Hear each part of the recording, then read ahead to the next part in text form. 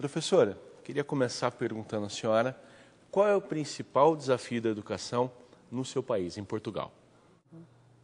Ora bem, a área de educação que estou mais ligada é o ensino superior. Não só como professora, não é, do ensino superior, mas também porque investigo essa área. Eu penso que atualmente o principal desafio é manter a qualidade da formação dos graduados no ensino superior, ao mesmo tempo em que se consegue acolher uma massa que hoje em dia acede ao ensino superior e que há 20 ou 30 anos atrás não acontecia. Ou seja, houve um crescimento exponencial dos alunos e dos graduados no ensino superior de uma forma relativamente rápida e por vezes isso torna difícil, não é, manter a qualidade do ensino e da formação a um nível mais global. Associado a isso, as mudanças no mercado de trabalho também vêm exigir hoje em dia um trabalhador mais independente, mais proativo, com capacidade de análise crítica, de reflexão, e isso acho que também é um desafio no ensino superior atual. Finalmente, uma última questão tem a ver com o processo de Bolonha, que consiste em quê? Numa tentativa de tornar o ensino superior europeu homogéneo, de forma a que os estudantes possam circular entre as várias faculdades e universidades da Europa e ter os seus diplomas reconhecidos, não é, a nível europeu.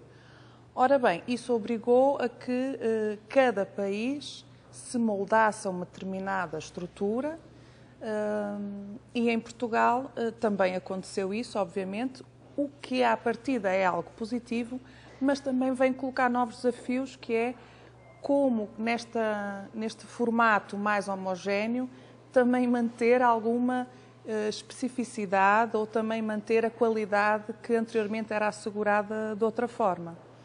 No entanto, a filosofia do processo de Bolonha é ter um aluno responsável pela sua aprendizagem e o professor funcionar como um facilitador da aprendizagem. E neste sentido, eu penso que este processo de Bolonha vem incentivar a formação de futuros profissionais sensíveis e capazes de aprender ao longo da vida, que é um requisito que atualmente ninguém pode escapar.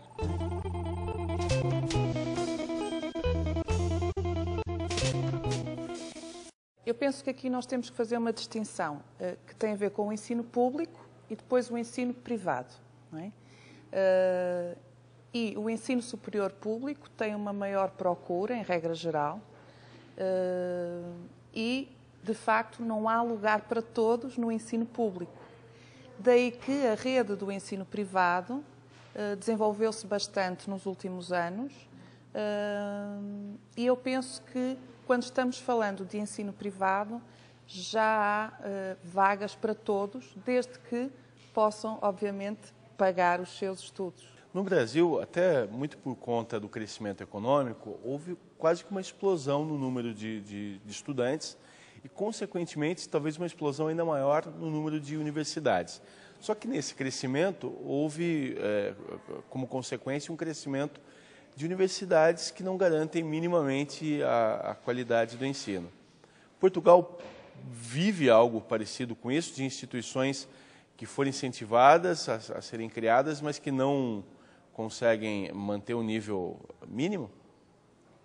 Eu não conheço a realidade brasileira de forma extensiva, não é? Mas do que eu conheço, e comparando com o que eu conheço da realidade portuguesa, lá não foi um boom tão aleatório como aqui.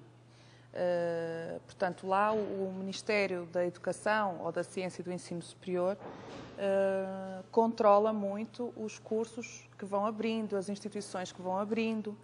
Inclusivamente, nos últimos anos, já tem acontecido de fechar algumas instituições privadas que não cumpriam com os requisitos mínimos de qualidade.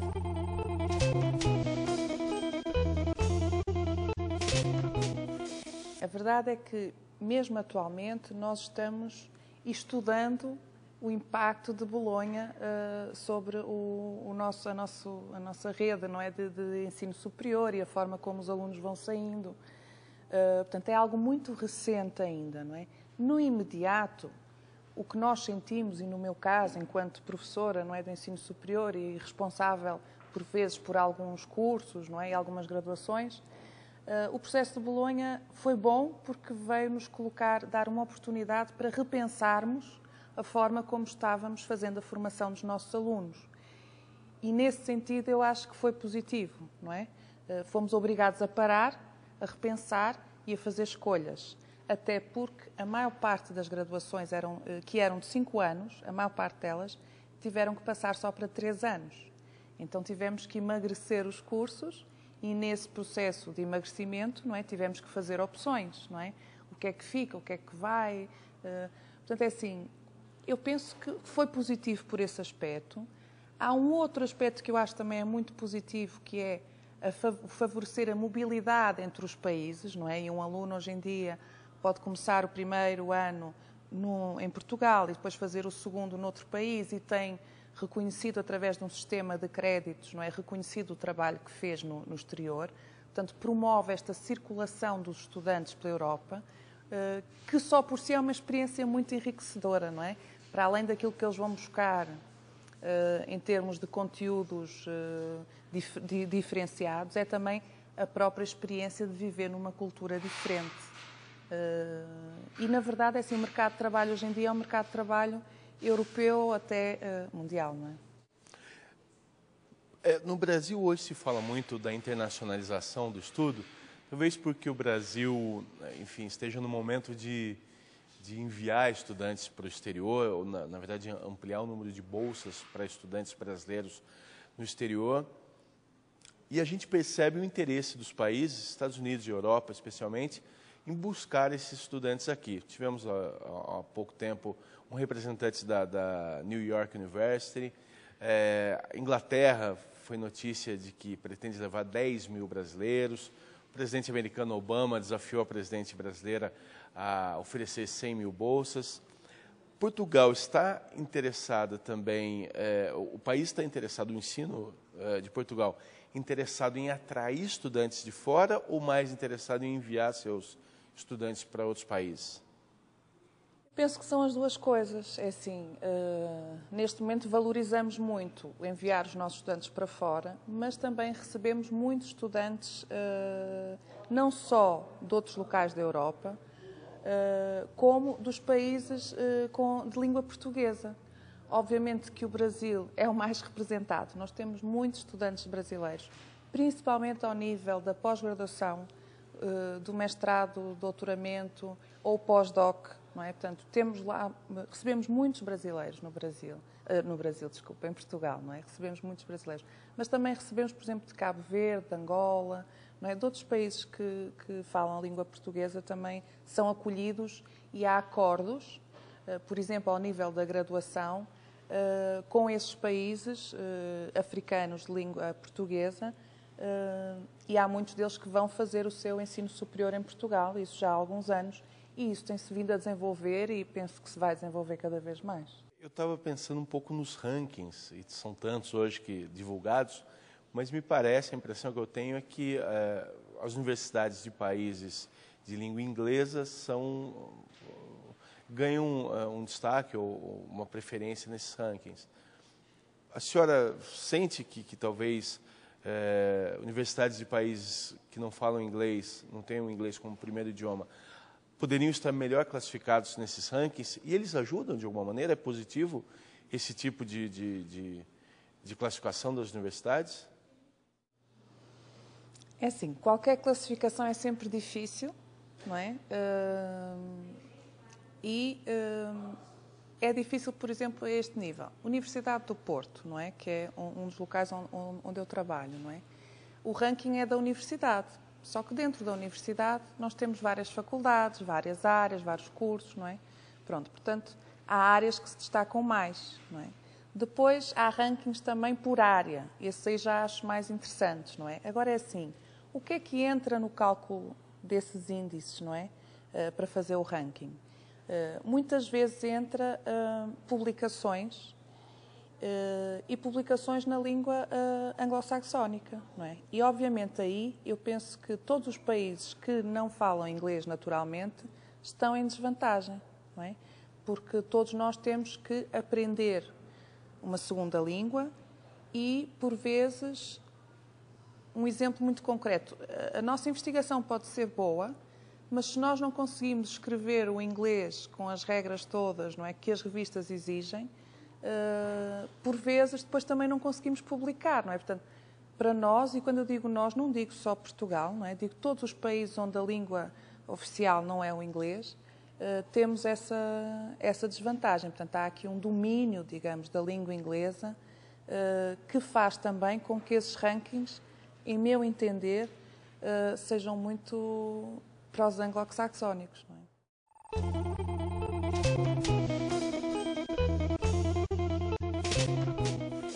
Eu fiz um estudo grande, não é, no âmbito do doutorado, em que acompanhei os finalistas, portanto, os estudantes do último ano, e depois fui ver um ano depois como é que eles estavam, como é que estava esta inserção profissional, esta transição, não é?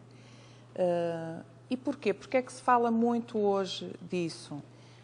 Porque há uns 20, 30 anos atrás não se falava em desemprego em graduados do ensino superior. Atualmente fala-se muito nisso. E é óbvio, não é? Quer dizer, havia menos e o mercado de trabalho absorvia todos há 20 anos atrás, não é? Hoje em dia, como há mais, e em meu entender ainda bem que há mais, não é? Há mais pessoas estudando, não é? Mas tem este reverso que é o mercado de trabalho não consegue absorver da mesma forma todos os graduados. E então, de facto, é um fenómeno recente, relativamente recente, que é o falar no desemprego nos diplomados do ensino superior. E então, neste estudo, eu acompanhei este percurso e, uma vez que sou da área da psicologia, tentei perceber se havia algum fator psicológico que ajudasse os estudantes a terem mais sucesso nesta transição. Porque esta temática tem sido muito estudada a nível da educação, a nível da sociologia, a nível da economia, mas não com o foco na própria vivência da pessoa, não é? E não com o foco psicológico. Então, eu decidi estudar por esta via e o estudo demonstrou que embora as variáveis do ambiente, não é, e do contexto influenciem esta transição, há aqui principalmente uma variável importante que nós chamamos na psicologia como autoeficácia, que significa a confiança que nós sentimos na nossa capacidade para fazer alguma coisa, não é? E esta confiança nos estudantes, esta confiança que eles tinham na transição, no sucesso da transição, foi preditora do sucesso um ano depois, não é? Portanto, os alunos foram avaliados na sala de aula, em grupo, não é? Foi cerca o total, porque eu fiz 2 estudos repetidos em momentos diferentes, portanto, digamos um total de 700 mais 600, 1.300 alunos neste primeiro momento e depois no segundo momento cerca de 500 que responderam no primeiro, não é? Porque tinha que ser a mesma pessoa, não é? E segui-la. E o que nós encontramos foi que, enquanto eram estudantes, quem tinha uma maior confiança na sua capacidade para transitar e ter sucesso no mercado de trabalho, foram aqueles que um ano depois estavam mais satisfeitos com o trabalho, estavam mais empregados, portanto, tinham encontrado trabalho mais rápido do que os outros, não é? Ganhavam mais e por aí fora, não é? Portanto... Ou seja, há uma questão estrutural, ou seja, há um número maior de profissionais do que vagas disponíveis. Mas também, nesse cenário, há o impacto dessa posição, talvez eu possa chamar de subjetiva, pessoal, que acaba tendo impacto também no resultado, na empregabilidade, digamos assim, após o aluno se formar, é isso? É isso, não é? Portanto, no fundo, nós temos um desemprego que é estrutural, ou seja, que existe e que vai existir sempre, independentemente dos ciclos, não é? da economia. Mas o que eu costumo dizer aos meus alunos é que é assim, há desemprego no ensino, em diplomados, não é? Mas todos os dias as pessoas encontram emprego. Há alguém que encontra um emprego, portanto, vocês podem ser estes. Porquê? O que é que aconteceu em Portugal? Se numa primeira fase o graduado achava que ia ter emprego e tinha um bom emprego, portanto, tinha expectativas altas, depois começou a surgir o desemprego nos diplomados e eles agora acabam por ter expectativas quase mais baixas do que é a realidade, não é? Porque a comunicação social empola muito, não é? Esta questão, desemprego nos licenciados, pronto.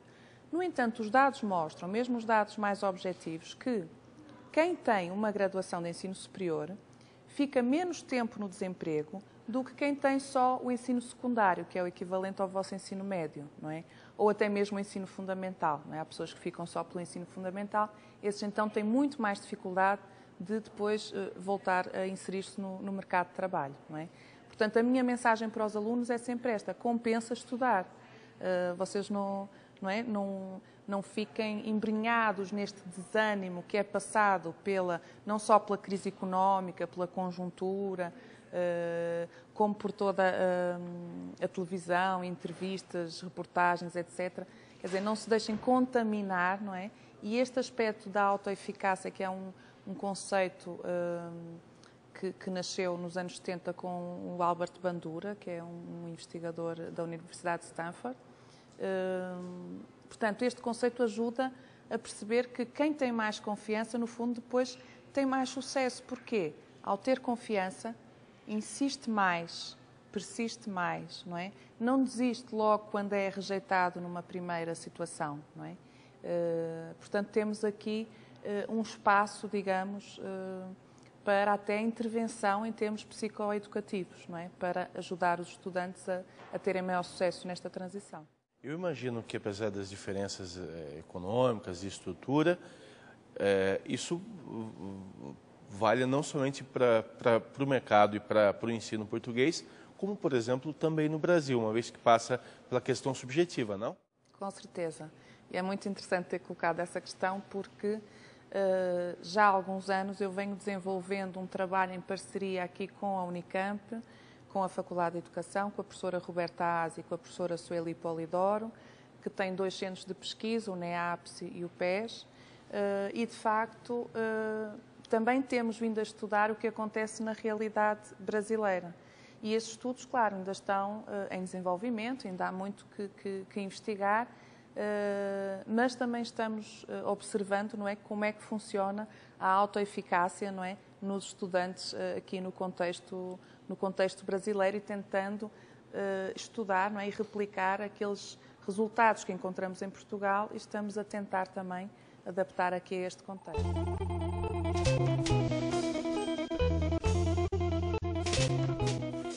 A questão é que a autoeficácia é um conceito que nasceu da investigação e é um conceito que tem um cariz científico e sério.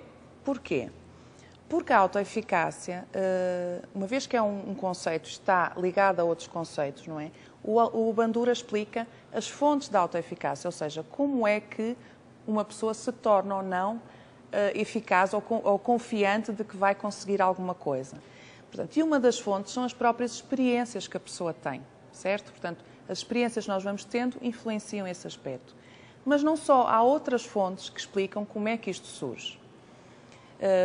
No entanto, há aqui uma característica importante a dizer, que é a questão da própria competência objetiva. Ou seja, se uma pessoa não tem capacidade, certo, para fazer algo, mas acredita que tem, o que é que acontece?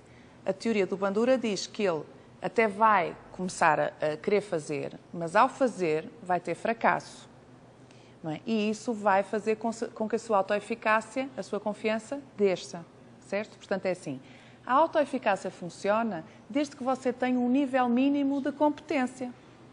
A autoeficácia não faz milagres, portanto, não chega a acreditar por acreditar, não é? Isso não é autoeficácia, certo?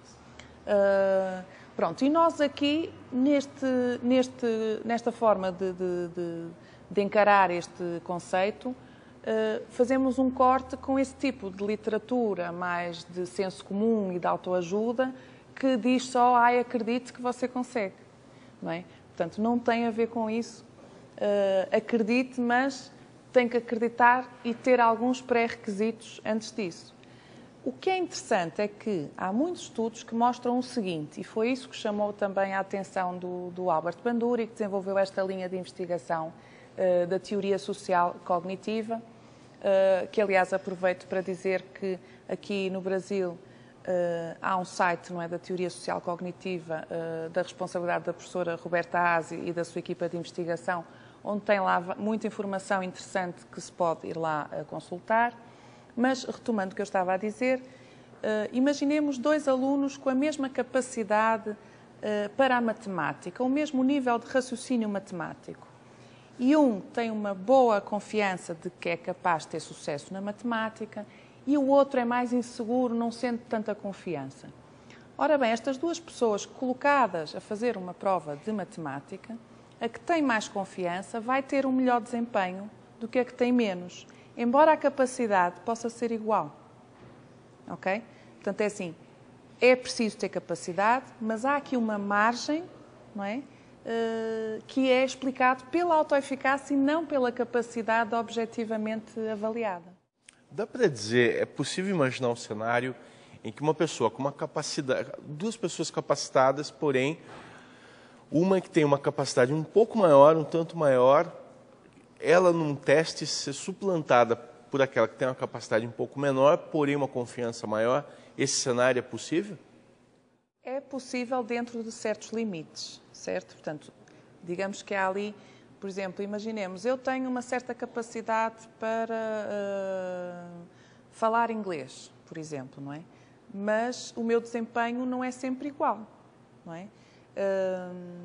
Portanto, se eu estiver num dia, até porque a autoeficácia não é um traço, não é algo que a gente nasce com a autoeficácia ou não nasce, não é genético, não é? Portanto, é algo que se vai construindo e desconstruindo, não é? E, por exemplo, uma das fontes da autoeficácia são os estados psicofisiológicos e emocionais. Então, imagine que a nossa entrevista hoje era em língua inglesa, certo? A minha capacidade no inglês hoje era igual à de ontem, ok? Porque não tive mais aulas, portanto, era a mesma capacidade. Mas eu hoje tinha dormido mal, não consegui dormir, estava aqui, chegava aqui extremamente cansada, não é? Isso ia baixar a minha autoeficácia. Não ia baixar a minha capacidade, porque ela era igual, mas ia baixar a minha autoeficácia porque eu ia pensar assim, eu não vou conseguir falar tão bem inglês porque eu estou muito cansada, não é? E então eu ia ter um desempenho abaixo, certo? E se viesse outra pessoa com uma capacidade mais baixa que eu no inglês, mas que tinha dormido bem, que estava sentindo-se bem, não é? Ia pensar assim, não, eu vou conseguir. Talvez até falasse melhor inglês que eu, naquela situação, não é? Embora a minha capacidade objetiva fosse maior. E qual é o papel da universidade com relação a isso? Ela pode ajudar o aluno a desenvolver isso, a potencializar isso? Pode. Não só a universidade, mas outros contextos também, porque esta teoria social cognitiva, em meu entender, é uma teoria muito completa, porque vai buscar também a influência do contexto nestas variáveis mais subjetivas ou psicológicas, não é? E então, no estudo que eu fiz, também estudei duas fontes de autoeficácia para a transição para o mercado de trabalho. Uma era o apoio que a pessoa sentia, apoio dos professores, apoio dos pais e apoio dos colegas ou dos amigos, não é? E a outra é um conceito que nós na psicologia chamamos de exploração vocacional ou desenvolvimento vocacional, que é o quanto você conhece a si próprio, nas suas características, os seus pontos fortes, os seus pontos fracos, não é? E quanto você conhece o mercado de trabalho. Portanto, no fundo é assim, quanto mais experiências você tiver de, por exemplo, fazer um estágio numa empresa ao longo da formação, não é? Escutar graduados do seu curso falando como é que foi o processo de inserção deles, experiências de sucesso, portanto, escutar isso, portanto, tudo isso pode ajudar a aumentar a autoeficácia e, por sua vez, a aumentar a probabilidade, porque os nossos estudos são sempre probabilísticos, não é? a probabilidade de vir a ter mais sucesso na transição. E aqui na Unicamp, por exemplo, há o Serviço de Apoio ao Estudante. E este tipo de serviços no ensino superior, que em Portugal também tem se desenvolvido bastante, tem um papel fundamental para preparar os estudantes para esta transição. Porque há muita coisa que podemos fazer, mas que tem que ser fora da sala de aula, não é?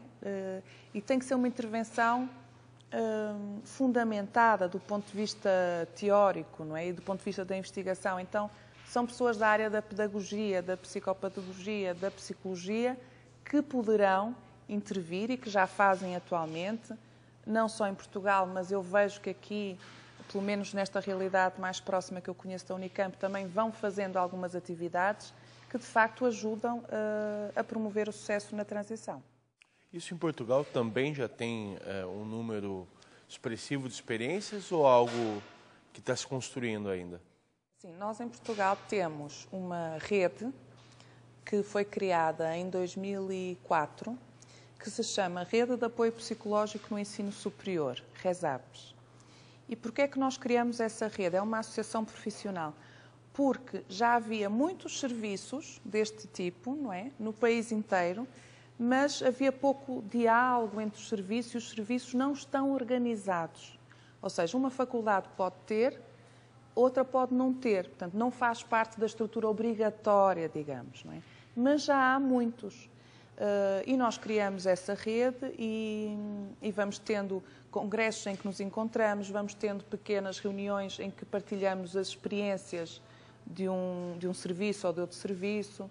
Por exemplo, eu própria, em 2001, criei um serviço em conjunto com uma colega, que é o Serviço de Inserção Profissional da Escola Superior de Estudos Industriais e Gestão no Politécnico do Porto. E, portanto, é assim, há várias iniciativas, não é? Não está estruturado do ponto de vista mais global, se quiser, não é? Mas há muito e é uma área em grande desenvolvimento. Professora, queria agradecer pela entrevista, realmente muito obrigado pelo seu tempo, pela atenção. Obrigado. Tá, boa tarde, obrigada.